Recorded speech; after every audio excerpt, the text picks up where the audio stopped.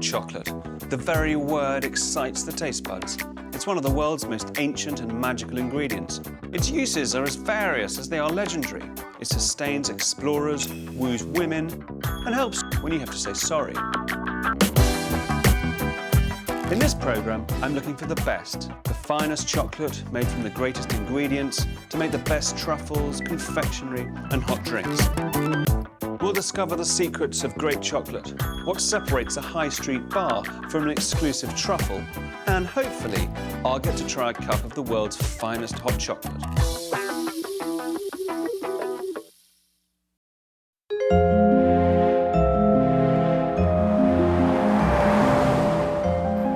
So here I am at the start of my journey. I'm in High Street Kensington in London and I'm looking for the world's greatest chocolate, which is why I'm about to check into Hotel Chocolat and meet its managing director and co-founder. Now he's a man who has such a passion for chocolate that he actually went as far as buying a cocoa plantation in St. Lucia.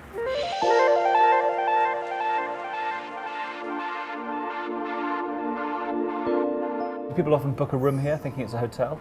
We have had a few people pitch up, asking for an ensuite room, yes. We wanted to have a name that was very escapist. Most people's idea of a hotel is that it's a place you go to have a bit of fun. We tried to come up with very simple propositions like less sugar, more cocoa. And when you put hotel and chocolat together, it creates this metaphorical place in your mind where the chocolate just allows you to zoom out from every day. Can individual cocoa beans, like individual grape varieties, really have a difference in taste on the ultimate product? Yeah. Hugely, yeah. The very best are the Criollo beans, but they're of course the most delicate as well and most difficult to grow. So looking at what we've got in front of us here, have you got some Criollo genes that I can certainly shove into my mouth? Try one of these little ones here. This is our Rabo Estate 72% dark. Right. So 72%, which means there is 72% cocoa. Cocoa, yeah. You couldn't eat too much of that, really, could you? That is quite strong. You're right. It's a self-regulatory thing, really, that when the chocolate is that punchy, you only need a small amount of it, and it's a bit like trying to drink a pint of espresso. You just could never do it. So let's have a look at the 52% milk, because you don't really think of milk chocolate as having a high percentage or even a 50% degree of chocolate cocoa in it, do you? No, we don't, and the reason we created these recipes was to try and provide a bridge from most people's perception of milk chocolate and the high cocoa recipes that everybody yearns to get to. And by adding a little dash of milkiness into the recipe, it's a bit like having a macchiato rather than espresso. That little dash of milk just rounds the edges off and makes it a lot more mellow as an experience. The cheapest ingredient in chocolate making is sugar. Right. Everything else is markedly more expensive, and in all our recipes we seek to use less and less sugar. You need a little bit of it, but there's the temptation amongst manufacturers to put more and more in. More cocoa, less sugar, that's your mantra. That's our mantra, yeah. What noise should I be looking for when I snap a bar of chocolate? You should be looking for a very clean snap, like that. And that really tells you that the cocoa butter crystals have been properly aligned. If it hasn't got that snap, there could be two reasons. One is that the chocolate hasn't been tempered properly, or it could just, quite frankly, have terrible ingredients. The more fat you load into the recipe, the less the snap.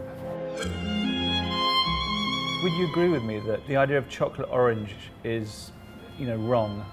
Certainly not. No, I think. But it is though. It's. it's disgusting, isn't it? No, it's certainly It's just not. wrong. It's a crime against chocolate. It's a crime against oranges. Would you like to taste some? No, thank you. This is a brave combination of Valencian orange as sort of essential oil, blended with a very good dark chocolate. And I'd like you to just set your prejudices to one side for a second, William. I know how you feel about it, and try that, and tell me if it isn't fantastic. First of all, the noise. Good crystallization of the butter nuances. And that really is quite disgusting. Where's the future for chocolate now? It really is exploding. I don't think it's going to go on forever. Chocolate's having its place in the sun now, and it will settle down and other things will pick up the fashionable focus. But I think out of this we're getting a lot of interest in the provenance of chocolate and the story behind it. And I think companies who link right back into growing the cocoa and have a story to tell and demonstrable skill and know-how in teasing the best out of the potential of the cocoa bean, I think the future is very bright.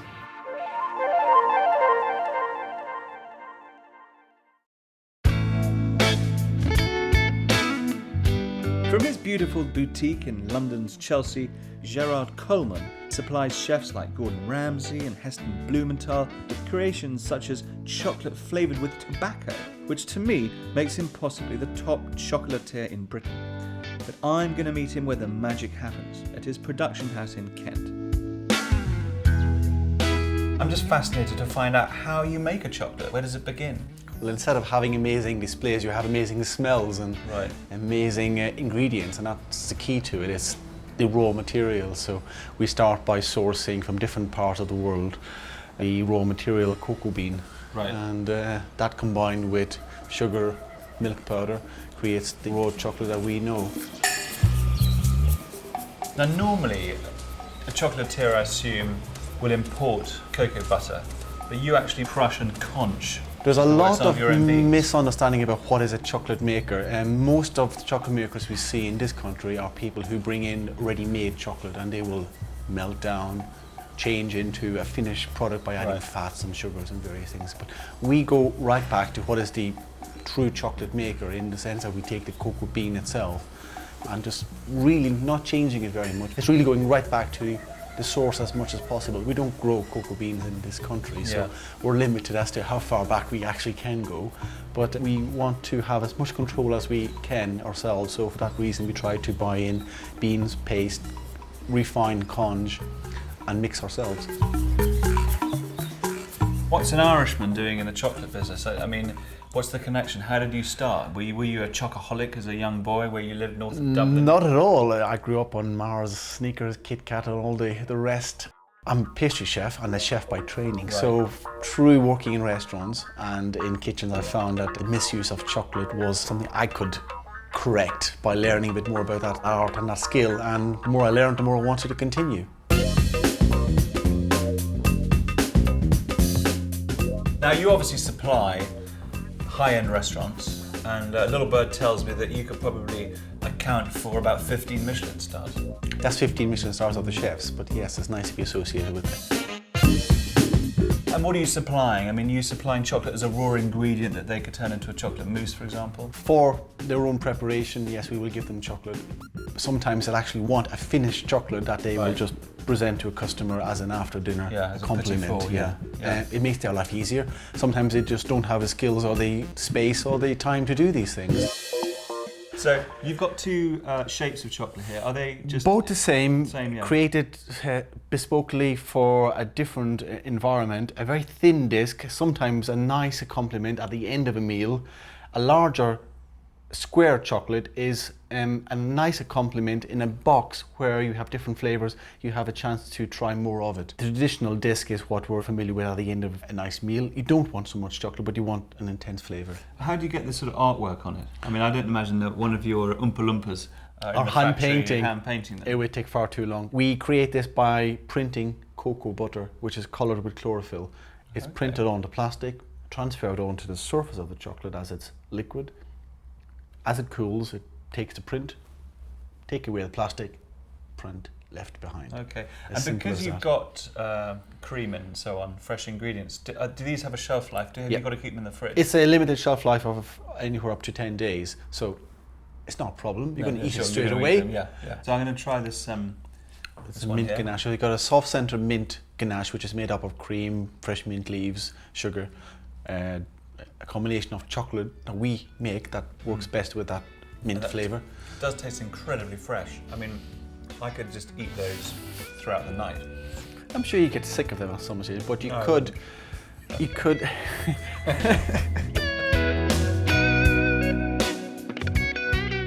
When someone goes into a shop like yours, you might be surprised how much you might have to pay for chocolate. If you want a cheap commodity, then you'll buy it at stock market prices as cheap as possible. But with cocoa beans, if you want a better tasting product from the plantation, you have to pay more to the farmer to grow it. So that's what we're paying for. And inherently, that's making our end product more expensive. And let me just remind myself of just how good it was.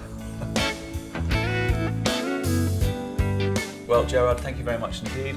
And before I leave, there's just one thing I need, and that's a box of chocolates. All mint or an assortment?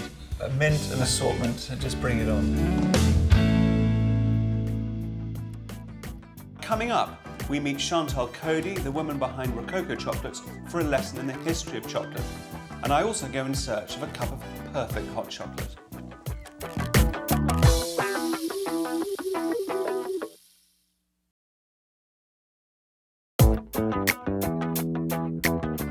So far on my journey to find and taste the world's finest chocolate, I've met high street chocolatier and retailer Angus Thirlwell. But coming up, chocolate doyenne Chantal Coady tells us about the journey chocolate has made throughout history, and I look for the perfect hot chocolate.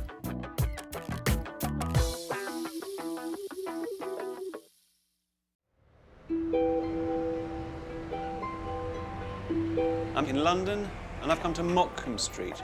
I'm here to meet the doyenne of all things chocolate, founder of Rococo, Chantal Coady.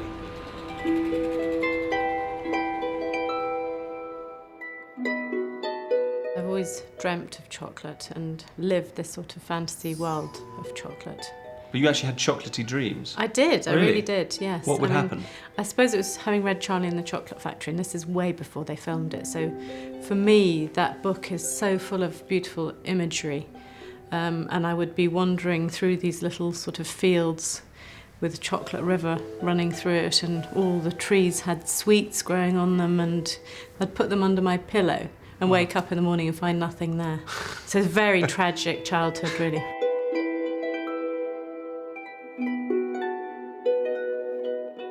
Were you brought up with gypsies? I was definitely a gypsy as a child. I was born in Tehran. I went to Addis Ababa and all sorts of places. Was there good chocolate at home? There wasn't good chocolate.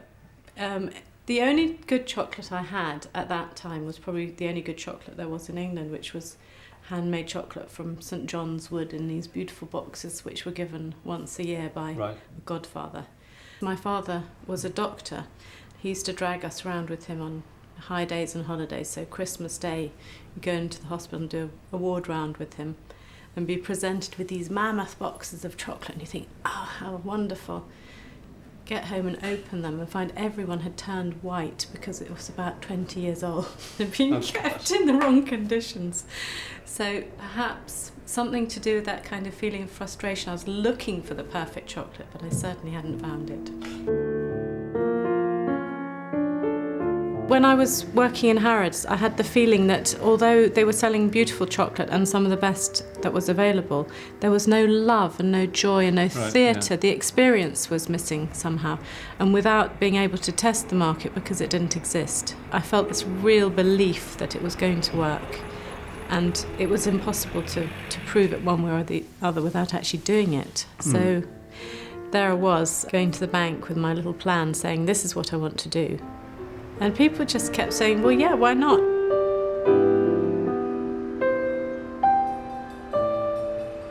The name Rococo comes from the word rocaille in French, which means shell work and scroll work. And it's an 18th century style of ornamentation, which is florid to the point of bad taste. And I thought, that's it.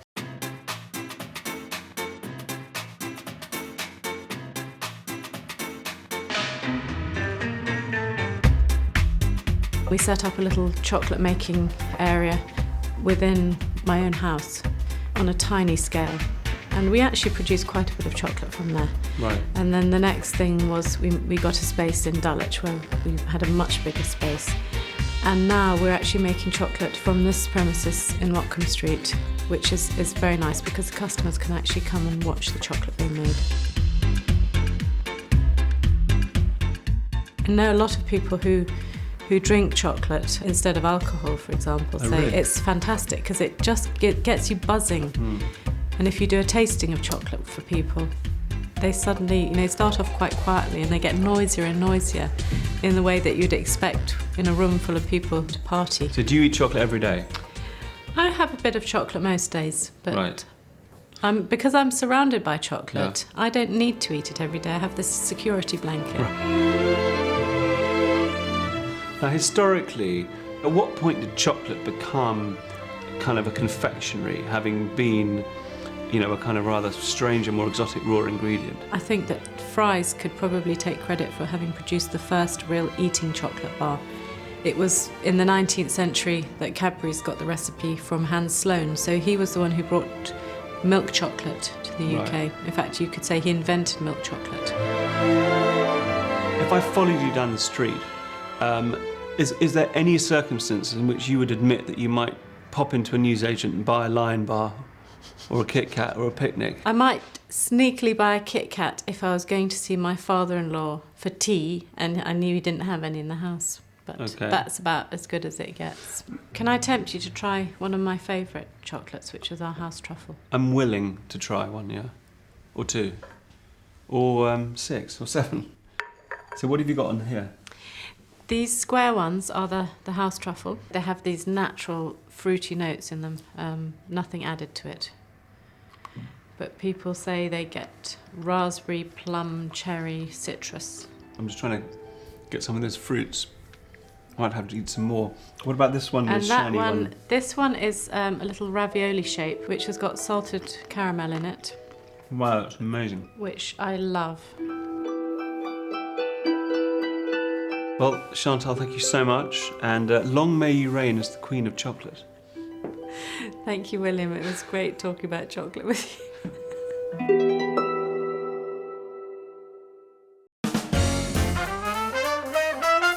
Now, it's all very well buying great chocolates, but can you make them yourself? My next stop on this cocoa-flavoured journey is to the London kitchen of Amelia Rope. Amelia is that rare creature, a bespoke truffle maker. Truffles for dinner parties, for gifts, or just personal greed. She's been making chocolates for 20 years, and I'm hoping to get a masterclass in conjuring up my own truffles. How long have you been in the chocolate game? I've been making chocolate since I was a small little girl. I use these pastils, which are ready for cooking. They're very easy to melt. They're all the same shape and size. So I use those in the ganache that you're going to be using to make your truffles and in the coating. Ganache is your powerhouse of flavour, so that's what you really work at perfecting. So you're going to make a ganache with the melted chocolate, honey and cream, full stop, yeah? Yeah. So over here at the hob we've got some cream that's warming up, you've got the chocolate melting in the bain-marie above some simmering water. Yep. Pick a honey that you want to flavour the truffles with. Well, I'm not really fussy, you choose my honey. Chestnut honey then, because it Chestnut has honey. a really good, if you have a Smell. smell, that has a really good flavour to it. Okay, so the honey, you're going to put a good dollop into the chocolate. Right, that one? Yep, that's great. And then the cream that has just come to the boil, you're going to take that across and whisk with the blue whisk Okay. it to form So a we nice just pour that emulsion. straight in. Straight in. And then Right, I'll give you whisk. that. Thank you. What's this? So is this is broken up bits of, This is chopped up chocolate, and if you're is doing this it chopped at home, up pastels? yeah, pastels. So you've just broken that up. Break it up, or you can put it in a Magimix. That's it. Now you Chocolate. can stop whisking right now, because you don't want to scrape too much air in it. Okay, so you need to get your spoon and fill your piping bag Okay. up, which is always a messy business, I think. Right. Okay, And then force it down to the nozzle, so just squeeze it down. Yeah. And then you want to just do little, what I call dollops, which are going to be rolled into your truffles. So that's enough for one. So it's just one. Oh, I see, you push it down now. So you push it down and put it up. So I've made a beautiful arrangement on a piece of baking paper. What happens next? They go in the fridge until they're hard, probably an hour and a half at this size. These have been in the fridge for about an hour and a half and they're ready for you to roll them. So we're just going to take the little dollops off and mould them, not completely So we solid, just roll those into a ball. roll them into a ball.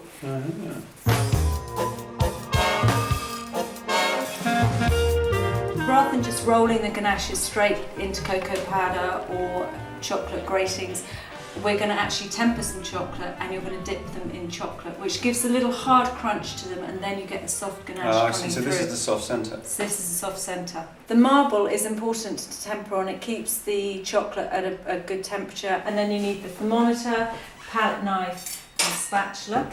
Right. And most importantly, we need the chocolate. Okay. So if you can just bring that over, avoid getting water near the slab, because moisture and water with chocolate don't work. It completely throws the tempering off. And then if you can pour 3/4 of the chocolate onto the marble slab. So just pour it on, be brave. More, more, more, more, more, more, more. Okay, that's enough. What you want to do is move the chocolate round because you want to cool it. And then with the thermometer, which I'm just going to turn on, you just want to check the temperature. What temperature are we looking for now? So with this dark chocolate, we're looking at 32, 33 degrees. So what you need to do is just spatula it back into this bowl where there's a little bit of the hot chocolate left. Yeah, it goes back in here. So, like this? Yeah, I usually just move the slab and go.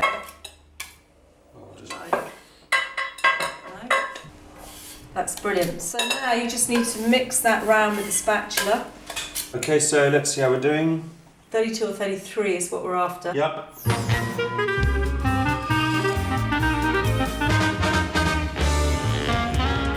What we've got here is cocoa powder and chocolate shavings, Brazilian chocolate shavings. And I'm just going to show you how you dip the truffles and then you must have a go. So pick your truffle up on the fork, into the bowl, and you just quickly toss it in there, and then you drizzle off the excess, and then you just pop it on there, and you keep on doing this. I'm just going to do this one, then you can get cracking with them until you start seeing that dry, and then you roll them. So you basically get your fork and you just roll it down the tray until it's covered, and then you leave it. How long will these keep for? Well, because all the ingredients are fresh, the flavours are most vibrant in a week, but they will last for 2 weeks. Keep them in the fridge and then eat them at room temperature when the tastes really develop. Well, to be honest, I'm not sure these would last a week in anyone's house.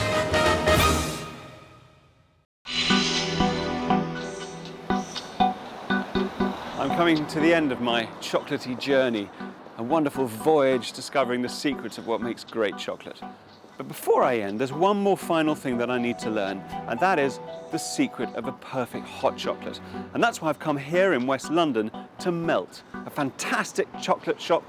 The founder is Louise Nason, and Louise claims to have rediscovered an ancient way of making the perfect hot chocolate, and it will probably surprise you.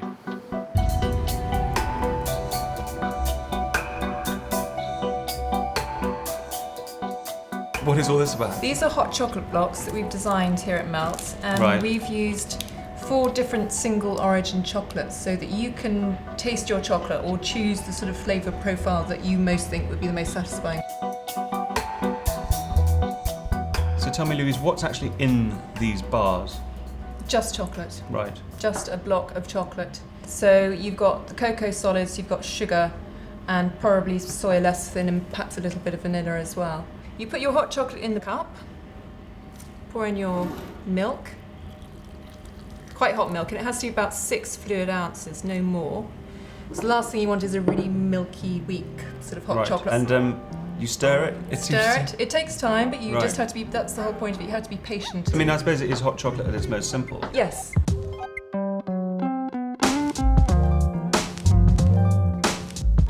It must make it almost impossible for you to actually go somewhere and order a hot chocolate. It is. I mean, I'm extremely fussy, and it enrages me to be given a cup with hot milk and a packet that I have to tear open. I mean, it's just appalling.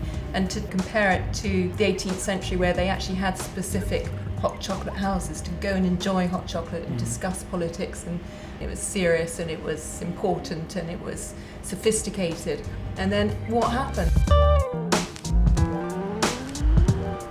So have you won any awards for your hot chocolate? What we have awards for is our fresh chocolates, because we've entered those into competitions in the past. The Academy of Chocolate have awarded us golds, silvers and bronzes. But there's the Great Taste competition coming up in a couple of months, so we'll enter these hot chocolate blocks and see how they get on. Well, I would imagine you would scoop the board with this innovation.